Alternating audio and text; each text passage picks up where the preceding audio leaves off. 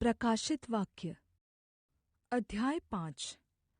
और जो सिंहासन पर बैठा था, मैंने उसके दाहिने हाथ में एक पुस्तक देखी, जो भीतर और बाहर लिखी हुई थी, और वह 7 मुहर लगाकर बंद की गई थी।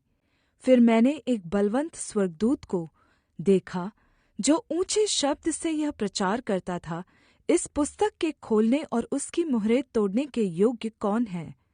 और न स्वर्ग में, न पृथ्वी पर, न पृथ्वी के नीचे कोई उस पुस्तक को खोलने या उस पर दृष्टि डालने के योग्य निकला।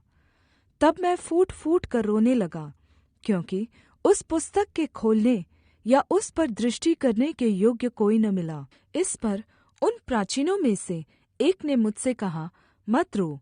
देख, यहूदा के गोत्र का वह सिंह, जो दाऊद का मूल है, उस पुस्तक को खोलने और उसकी 7 मुहरें तोड़ने के लिए जयवन्त हुआ है। तब मैंने उस सिंहासन और चारों प्राणियों और उन प्राचीनों के बीच में मानो एक वध किया हुआ मेम्ना खड़ा देखा।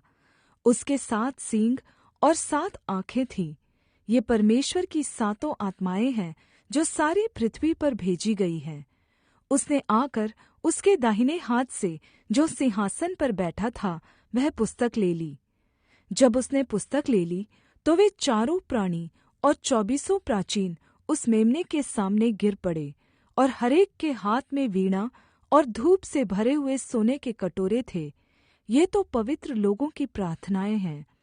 और वे यह नया गीत गाने लगे, तू इस पुस्तक के लेने और उसकी मुहरें खोलने के योग्य है, क्योंकि तूने वध होकर अपने लहू से हर एक कुल और भाषा और लोग और जाति में से परमेश्वर के लिए लोगों को मोल लिया है, और उन्हें हमारे परमेश्वर के लिए एक राज्य और याजक बनाया, और वे पृथ्वी पर राज्य करते हैं। जब मैंने देखा, तो उस सिंहासन और उन प्राणियों और उन प्राचीनों के चारों ओर बहुत से स्वर्गदूतों का शब्द सुना, जिनकी गिनती लाखों और करोड़ों की थी। और वे ऊँचे शब्द से कहते थे, वध किया हुआ मेम्ना ही सामर्थ्य और धन और ज्ञान और शक्ति और आदर और महिमा और स्तुति के योग्य है। फिर मैंने स्वर्ग में और पृथ्वी पर और पृथ्वी के नीचे और समुद्र की सब रची हुई वस्तुओं को और सब कुछ को जो उनमें है, यह कहते सुना, जो सिंहासन पर बैठा है, उसकी और मेम्ने की स्तुति और आदर और महिमा और राज्य युगानुयुग रहे।